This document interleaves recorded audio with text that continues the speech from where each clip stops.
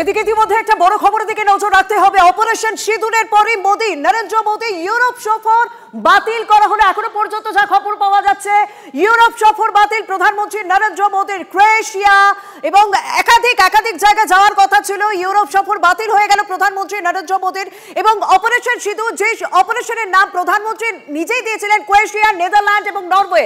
Croatia, Netherland এবং Norway এই তিনটি জায়গায় যাওয়ার কথা ছিল, যে কারণে ইতিমধ্যেই খবর পাওয়া যাচ্ছে যে এই অপারেশন সিঁদুরের পর রীতিমতো এই সফর বাতিল করা হলো।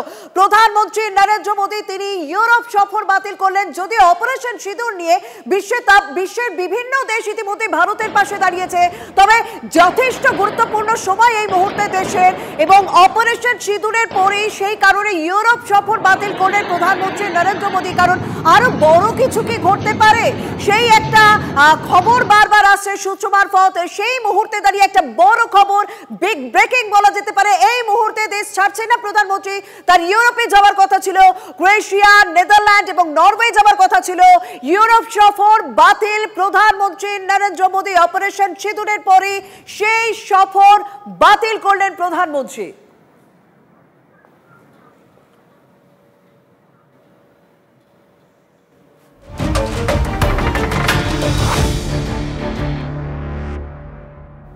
তবে যা খবর পাওয়া যাচ্ছে যে এই যে প্রত্যাঘাত, মাসুদ আজহারের পুরো পরিবার শেষ হয়ে গেছে, কিন্তু মাসুদ আজহারের পরিবারের 14 জনই খতম। কিন্তু মাসুদ আজহার, তার কি আপডেট রয়েছে? মাসুদ আজহারের জঙ্গি ভাইও ইতিমধ্যে নিকেশ হয়ে গিয়েছে।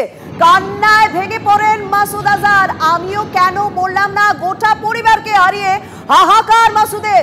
ভারতকে পাল্টা হামলার হুঙ্কার মাসুদ আজহারের। অপারেশন সিঁদুরে তছনছ পাক জঙ্গিরা। সেই বাহাওয়ালপুরে মাসুদের আস্তানায় পরপর 4টি মিসাইল হানা। আমার সঙ্গে রয়েছেন আমার সহকর্মী সিজার, হাফিজ সাইদ এবং মাসুদ আজহার। এই অপারেশন সিঁদুরে তাদের কি আপডেট, তাদের কি খবর, তার উপর বিশেষ করে মাসুদ আজহার। দেখো, যে ছবি আমরা এখন পর্যন্ত হাতে পেয়েছি, একদম পাকিস্তানের অভ্যন্তরে বাহাওয়ালপুরে, যেটা পাঞ্জাব প্রদেশ বলা হয়, সেই বাহাওয়ালপুরে জৈশে মোহাম্মদের যে মূল সদর দপ্তর, যেটা সেই সুবহানাল্লাহ বিশাল 15 একর থেকে 16 একরের কম্পাউন্ড জুড়ে, সেটা কার্যত ধ্বংসস্তূপে পরিণত হয়েছে। সেই ছবি আমরা দেখতে পাচ্ছি। এবং সেখান থেকেই আমরা ভারতীয় সেনা সূত্রে যেটা জানতে পেরেছিলাম যে মাসুদ আজহারের পরিবারে মাসুদের ভাই যিনি অন্যতম জৈশের শীর্ষ নেতা হিসেবে পরিচিত, এবং মাসুদের পরিবারের 14 জনের মৃত্যু হয়েছে এই প্রিসিশন অ্যাটাকে।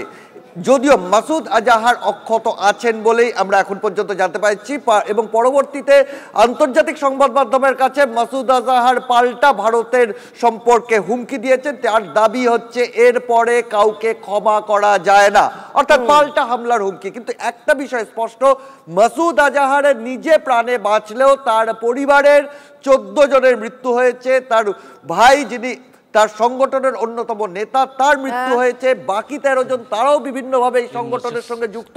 এবং যেভাবে মাসুদ আজহারের এই গোটা যে তার যে হেডকোয়ার্টার, সাংগঠনিক হেডকোয়ার্টার, সেটা গুড়িয়ে দেওয়া হয়েছে, তাতে জৈশের যে কোমর কোথাও না কোথাও ভাঙবে, জৈশের যে সেই পুরনো থাকবে না। এবং মাসুদ আজহার নিজেও যে কোথাও তার সামগ্রিক যে তার নিয়ন্ত্রণ অনেকটাই হারাবে, সেটা কিন্তু স্পষ্ট। একদম। মাসুদ আজহার তিনি পাল্টা হুঙ্কার দিয়েছেন, তিনি পাল্টা বলেছেন যে এর প্রতিশোধ সে নেবে। কিন্তু এখন তো পেব্যাকের টাইম, যেভাবে হামলা চালানো হয়েছে সেই কারণেই পরপর প্রত্যাঘাত ভারতের। এবং এখনো পর্যন্ত যা আপডেট, মাসুদ আজহারের পরিবার, গোটা পরিবার শেষ হয়ে গিয়েছে এই হামলায়। ধন্যবাদ সিজার। কর্নেল সৌমিত্র চৌধুরী এই মুহূর্তে আমাদের সঙ্গে রয়েছেন, তার সঙ্গে আমরা এই বিষয়, মাফ করবেন, কর্নেল সৌমিত্র রায় আমাদের সঙ্গে রয়েছেন, তার সঙ্গে আমরা বিষয়টি নিয়ে কথা বলবো। কর্নেল রায়, মাসুদ আজহার এবং হাফিজ সাইদ, এই দুটো চরিত্র, এই দুটো জঙ্গির মাথা বারবার ভারতের একাধিক জায়গায় হামলার করেছে। আন্তর্জাতিক মহলের কাছে ভারত সেই প্রমাণও দিয়েছে, তারপরেও পাকিস্তান এদের বিরুদ্ধে কোনো ব্যবস্থা নেয়নি। অবশেষে এদের যে পরিণতি আজ হয়েছে বলে এখনো পর্যন্ত আমরা জানতে পাচ্ছি, কি হতে পারে এরপর? এটা অনেক আগেই করা উচিত ছিল। আমরা তো এদের ছেড়ে দিয়েছিলাম যখন ওই এয়ারক্রাফটটা হাইজ্যাক হয়েছিল আমাদের কান্দাহার। এনিওয়ে, এরপর যেটা খুব ইন্টারেস্টিং আর যেটা আমাদের ইন্টারেস্ট রাখতে হবে, প্রাইম মিনিস্টার তার ফরেন ট্যুর ক্যান্সেল করলেন। কেন করলেন? নাও পাকিস্তানের দিক থেকে কি ধরনের রেসপন্ড বা পাকিস্তানের দিক থেকে কি ধরনের রিটালিয়েশন হয় আমাদের এই স্ট্রাইক গুলোর জন্য, তার জন্য আমাদের প্রস্তুত থাকতে হবে। প্রথম কথা হচ্ছে আমরা যেটা করলাম সেটা হচ্ছে precision strike on terrorist hub আর টেররিস্টদের যারা যেখানে আছে তাদের সেখানে হিট করা হলো। আমরা কোনো মিলিটারি টার্গেটকে হিট আমরা করলাম না। এই দুজনের নাম বারবার শুনে এসেছি, আমরা যবে থেকে হয়তো ছোট থেকে বড় হয়েছে এই দুজনের নাম এসেছে।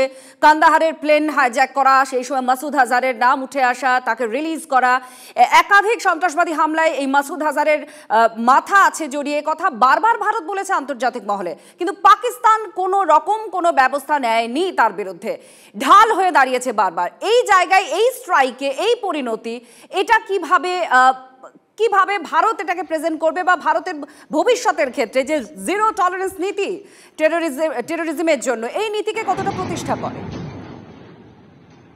হ্যাঁ, এটা তো নীতিকে প্রতিষ্ঠা করে, কিন্তু হাফিজ সঈদ আর মাসুদ আজহার আমাদের বুঝতে হবে তারা কাজ করছিল পাকিস্তানের ইন্টার সার্ভিস ISI এর হয়ে, যেটা পাকিস্তানের part of the army. Say ISI এদের শুধু, এরা তো বেসিক্যালি এরা বলে এরা হচ্ছে রিলিজিয়াস টিচার, পাকিস্তানের ইসলামিক রিলিজিয়াস টিচার। এরা কিভাবে একটা টেররিস্ট স্ট্রাইক ভারতবর্ষের মধ্যে বা JNK এর মধ্যে প্ল্যান করবে, এর পেছনে পাকিস্তানের ISI আর পাকিস্তানের হাত, আর্মির হাত ছিল। এবারে হাফিজ সঈদের এগেনস্টে যখন পারভেজ মুশারফ ছিল, একটা কেস করা হয়েছিল 26/11 নিয়ে, সেখানে তারা একটা গোলমাল করে একটা কেস দিয়ে হাফিজ সঈদকে জেলে রেখেছিল, জেল মানে প্রোটেকশন দিয়ে রেখেছিল। সেই প্রোটেকশনের কড়া জবাব আজকে ভারত দিতে পেরেছে। আর আপনাদের আমরা দেখাচ্ছি 9টি জায়গায় এই হামলা চালিয়েছে ভারত, যেগুলো শুধুমাত্র জঙ্গি ঘাঁটি। একদম এই হাফিজ সঈদ মাসুদ আজহার প্রসঙ্গে বারবার বলতে গেলে একের পর এক ঘটনার কথা বলতে হয়। মাসুদ আজহার, তাকে তো আমরা অ্যারেস্ট করেছিলাম, কিন্তু 1999 সাল কান্দাহার প্লেন হাইজ্যাকের সময় মাসুদকে ছাড়তে হয়।